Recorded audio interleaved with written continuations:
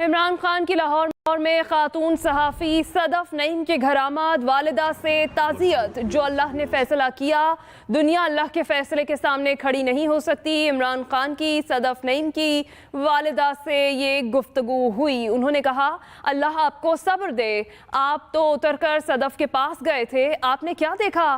صدف نعیم کی والدہ کا سوال، میں پاس ہوتی تو صدف کے ہاتھ پیر چوم لیتی۔ صدف کی والدہ کی آہیں آپ کو اپڈیٹ کریں۔ عمران خان کی لاہور میں خاتون صحافی صدف نعیم کے گھر آمد، والدہ سے تعزیت کی۔ جو اللہ نے فیصلہ کیا، دنیا اللہ کے فیصلے کے سامنے کھڑی نہیں ہو سکتی۔ عمران خان کی صدف نعیم کی والدہ سے یہ گفتگو، جبکہ صدف نعیم کی والدہ نے سوال کیا، آپ تو اتر کر صدف کے پاس گئے تھے، آپ نے کیا دیکھا؟ میں پاس ہوتی تو صدف کے ہاتھ پیر چوم لیتی۔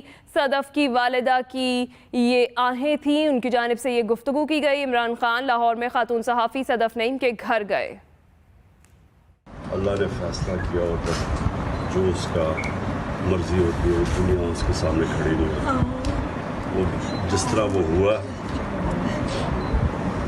یعنی وہ ادھر بھی گر سکتی تھی، اس کی بس اللہ کا وقت تھا کہ وہ ادھر گر گئی۔ بس یہ ہم آپ کے لیے صرف انسان دعا کر سکتا ہے صبر کے لیے، صبر اللہ آپ کو عطا کرے اور طاقت دے۔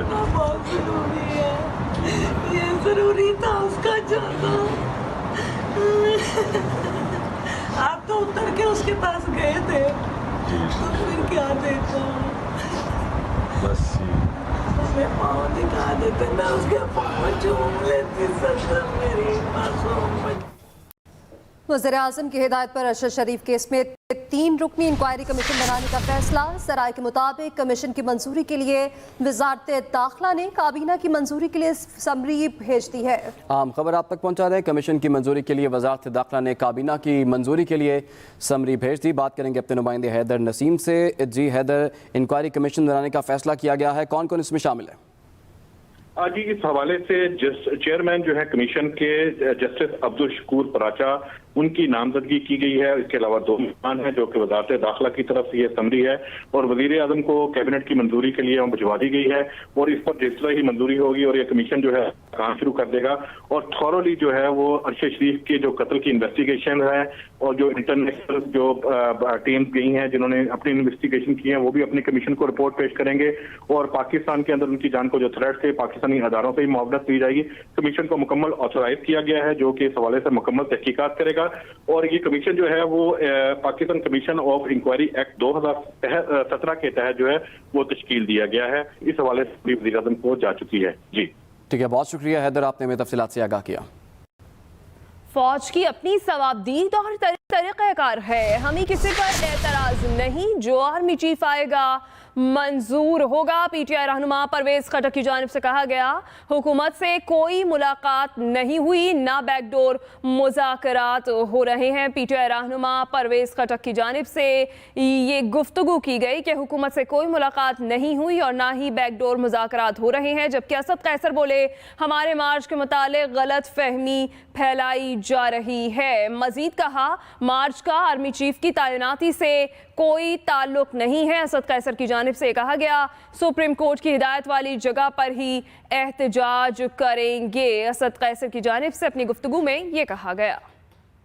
چیئرمین تحریک انصاف عمران خان کا چیف الیکشن کمشنر پر 10 ارب روپے ہرجانے کا دعویٰ دائر کرنے کا اعلان۔ کاموکی میں لانگ مارچ کے شرکاء سے خطاب میں کہا، عوام کبھی ان چوروں کو تسلیم نہیں کرے گی۔ چیئرمین تحریک انصاف عمران خان کی جانب سے یہ کہا گیا کہ بند کمروں میں فیصلے قبول نہیں کریں گے، پاکستانی قوم کو بھیڑ بکریاں نہ سمجھیں، ہم انسان ہیں، جی ٹی روڈ پر ہمارے ساتھ لوگوں کا سمندر ہے۔ عمران خان کی جانب سے یہ کہا گیا،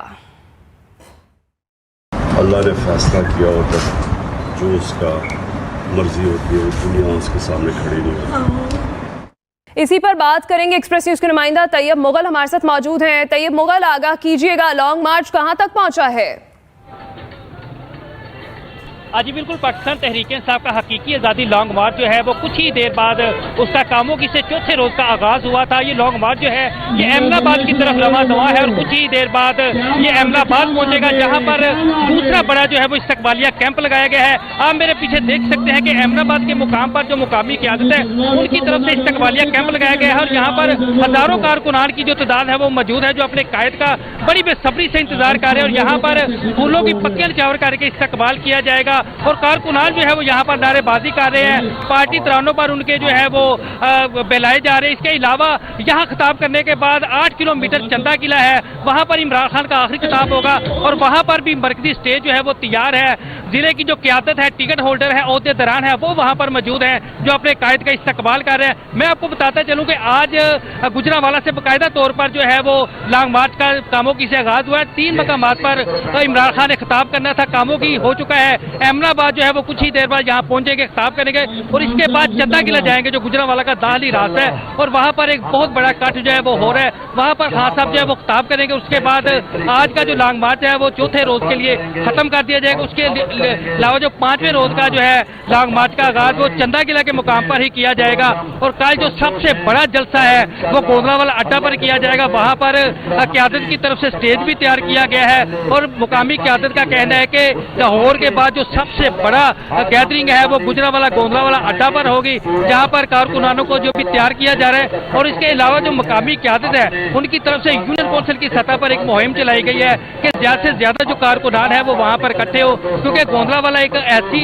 جگہ ہے جہاں پر جب بھی کپتان کال دیتے ہیں تو پی ٹی اے کے جو کارکن ہیں وہاں پر ہی جو ہے آج ریکارڈ کرتے ہیں, وہاں پر ہی اکٹھے ہوتے ہیں. تو یہ وہی مقام ہے جہاں پر گجرانوالہ کا ٹارگٹ جو ہے وہ پی ٹی اے کا وہ ہے کہ وہاں پر جو ہے وہ کپتان اپنا خطاب کرے گا اور اس کے بعد جو ہے وہ وزیر آباد یا گجرات کی طرف سے جو ہے نا اسلام آباد کی طرف روانہ ہوگا. جی بہت شکریہ طیب مغل, آپ تفصیلاً آگاہ کر رہے تھے.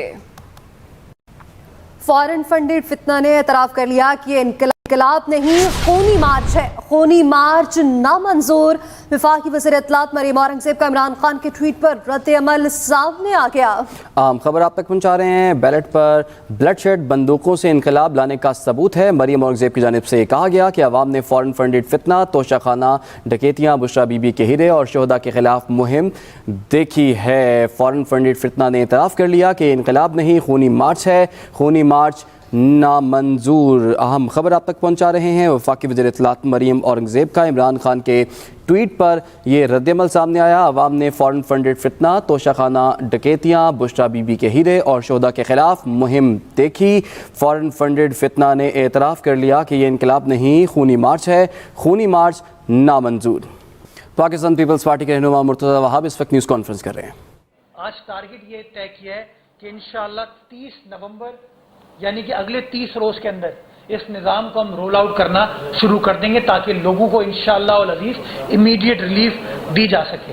تو انشاءاللہ اس حوالے سے سندھ حکومت نے کام شروع کر دیا. جو بلاول بھٹو زرداری صاحب کا وعدہ تھا, زرداری صاحب کا وعدہ تھا, اس کو امپلیمنٹ کرنے کے پروسیس میں ہم آ چکے ہیں. ایک اور فیصلہ آج کابینہ جی رول آؤٹ کرنا شروع کر دیں گے تاکہ لوگوں کو ریلیف ملنا شروع ہو جائے. ایک اور فیصلہ آج کیا گیا, کچھ کابینہ کے دوستوں نے یہ بات بھی کی کہ ہمارے یہاں جو را مٹیریل ہے اس کی قیمتیں بڑھا دی جاتی ہیں. تو اس حوالے سے بھی چیف سیکرٹری کو اور محکمہ قانون کو یہ ہدایت دی گئی ہے کہ ہم یا تو کوئی نئی قانون سازی کریں یا موجودہ قانون کے تحت اس کو جس طریقے سے بھی ایڈریس کیا جا سکتا ہے کہ کوئی اس کے اندر مارکیٹ کو مینیپولیٹ کرنے کی کوشش نہ کرے اور یہ نہ ہو کہ آپ کی جو اینٹیں ہیں, سریا ہے, سیمنٹ ہے, اس کی قیمت کو بڑھا دیا جائے. ہم چاہتے ہیں لوگوں کو میگزیمم ریلیف جلد از جلد دیا جائے اور وہ وعدے کی تکمیل کا پروسیس الحمدللہ پاکستان پیپلز پارٹی کی سندھ حکومت نے سٹارٹ کر دیا ہے. دوسرا جو بڑا اندھوناک واقعہ, بڑا افسوسناک واقعہ مچھر کالونی میں پچھلے دنوں آیا تھا, جس اس کے اندر جو سی پیک کا اصل ستون تھا وہ انڈسٹریل کوآپریشن تھا. مجھے افسوس سے کہنا پڑتا ہے کہ پچھلے 4 سالوں میں وہ صنعتی زون 9 صنعتی زون جنہیں مکمل کیا جانا چاہیے تھا ان میں سے 5 کے اوپر تو کام ہی نہیں شروع کیا گیا. اور خاص طور پہ جو اسلام آباد کا اپنا حکومت کا وفاقی دارالحکومت میں وفاقی حکومت نے بنانا تھا اس پہ ایک اینٹ نہیں لگائی گئی, نہ زمین پروکیور کی گئی, اور 4 صوبوں کے اندر جو زون بن رہے تھے ان کا بھی کام مکمل نہیں ہو سکا. نتیجہ یہ ہے کہ 4 سالوں کے اس التوا کے نتیجے میں اربوں ڈالر کی نجی سرمایہ کاری جو ہے وہ پاکستان سے دوسری جگہ منتقل ہو گئی، چونکہ پرائیویٹ انویسٹمنٹ سالوں کا کجا مہینوں کا بھی انتظار نہیں کرتی. تو اس لیے ہم نے آتے ساتھ ہی اکنامک زونز کو بھی ٹیک اپ کیا ہے اور ان کو بھی جلد مکمل کرنے کے لیے کام کر رہے ہیں. اور چین کے ساتھ ہماری جو بات چیت ہوگی اس میں خاص طور آگے بڑھتے ہوئے بات کریں گے. عمران خان کبھی آزادی کے لیے نکلتا ہے تو کبھی اسٹیبلشمنٹ کے پاؤں پڑتا ہے. رہنما مسلم لیگ نون میاں جاوید لطیف کی نیوز کانفرنس، کہتے ہیں اسے پتہ نہیں چل رہا کس کے پاؤں پڑے یا کس سے مذاکرات کرے. انہوں نے جس جگہوں پر خون ریزی کی پلاننگ کر رکھی ہے ہمیں علم ہے. جاوید لطیف کی جانب سے ایسا کہا گیا. اپوائنٹمنٹ کو ابھی تک یہ نہیں پتا کہ لانگ مارچ کا مقصد کیا ہے. وہ میں نے بات کی تھی عوام کے حوالے سے کہ یہ لوگوں کو بتا نہیں سکا کہ اس کا مقصد کیا ہے اس لانگ مارچ کا. اس کو اپنے لانگ مارچ کا مقصد کا علم ہے، وہ یہی ہے جو آپ بات کر رہے ہیں. ایک اپوائنٹمنٹ جو ہے نومبر کی، اس کے لیے اب لاشیں اٹھانا بھی چاہتا ہے، لاشیں گرانا بھی چاہتا ہے، جنازے لوگوں کے کندھوں پہ دیکھنا بھی چاہتا ہے. کہ میں اور آپ کو پرائم منسٹر پاکستان نے یہ بات کہہ دی، اس کو کوئی ڈینائی کرے نا. اس نے کہا نہیں کہ کسی بندے کے ذریعے اس نے مجھے یہ میسج کنوے کیا کہ 3 نام میں دیتا ہوں 3 آپ دیں. بھائی آپ کس حیثیت میں دیتے ہیں نام؟ تحریک انصاف کے لانگ مارچ کا معاملہ، وفاقی حکومت نے ریڈ زون کو 0 پوائنٹ تک توسیع دے دی. فیصل ایونیو، مارگلا روڈ، بری امام اور 5th ایونیو بھی ریڈ زون کا حصہ قرار دے دیا گیا ہے. اور آپ کو بتائیں کہ ان علاقوں میں دفعہ 144 نافذ رہے گی. توسیع شدہ علاقے میں بھی کسی بھی ریلی، جلسے یا اجتماع کی اجازت نہیں دی جائے گی. P T I long march کا معاملہ، توسیع شدہ علاقے میں بھی کسی بھی ریلی، جلسے یا اجتماع کی اجازت نہیں ہوگی. پی ٹی آئی کی لانگ مارچ، وفاقی حکومت نے ریڈ زون کو 0 پوائنٹ تک توسیع دے دی ہے. فیصل ایونیو، مارگلا روڈ، بری امام اور 5th ایونیو بھی ریڈ زون کا حصہ قرار دے دیے گئے. ریڈ زون کا حصہ ان علاقوں میں بھی دفعہ 144 نافذ رہے گی. ضلع انتظامیہ کی جانب سے بتایا گیا ہے کہ توسیع شدہ علاقے میں بھی کسی بھی ریلی، جلسے یا اجتماع کی اجازت نہیں ہوگی. پی ٹی آئی کا لانگ مارچ، وفاقی حکومت نے ریڈ زون کو 0 پوائنٹ تک توسیع دے دی ہے. فیصل ایونیو، مارگلا روڈ، بری امام اور 5th ایونیو بھی ریڈ زون کا حصہ قرار دے دیے گئے. ریڈ زون کا حصہ قرار دیے گئے علاقوں میں دفعہ 144 نافذ رہے گی. ضلع انتظامیہ کی جانب سے یہ بھی کہا گیا کہ توسیع شدہ علاقے میں بھی کسی بھی ریلی، جلسے یا اجتماع کی اجازت نہیں ہوگی. اسی پر بات کریں گے. ایکسپریس نیوز کے نمائندہ افتخار چودھری ہمارے ساتھ موجود ہیں. جی افتخار، کیا تفصیلات ہے؟ جی، وزارت داخلہ کی ہدایت پر ضلع انتظامیہ لانگ مارچ سے نمٹنے کے لیے ضلع انتظامیہ اور پولیس متعدد اقدامات کر رہی ہے. اور یہ اسی اقدامات کا حصہ ہے کہ اسلام آباد کا جو سٹی کا علاقہ ہے اس کو اس لانگ مارچ کے جمع اخیر سے محفوظ رکھا جا سکے. 0 پوائنٹ تک ریڈ زون کو ایکسٹینڈ کرنے کا بنیادی مقصد یہ ہے، جو ہماری پولیس کے اعلیٰ حکام اور ضلع انتظامیہ سے بات ہوئی ہے، کہ یہ چونکہ فیض آباد سے مرکزی شاہراہ آ رہی جو 0 پوائنٹ کو ٹچ کرتی ہے. بنیادی طور پر یہ 0 پوائنٹ فیض آباد سے سٹی روڈ سے جہاں ملتا ہے اور لانگ مارچ میں آنا بھی اسی سٹی روڈ سے ہے. جہاں بھی جانا ہوگا لانگ مارچ کو وہ 0 پوائنٹ سے نکل کے آگے جائے گا.